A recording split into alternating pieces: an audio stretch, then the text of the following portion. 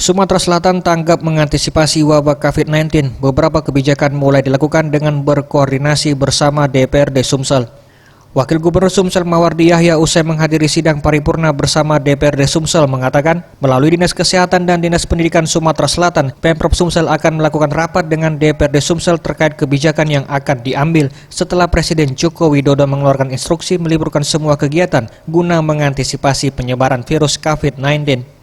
Ia menekankan untuk agenda protokol yang berada di hotel mulai dikurangi dan setiap instansi wajib menghimbau pegawainya menggunakan masker serta mencuci tangan selama beraktivitas dan menghindari kontak langsung dengan banyak orang.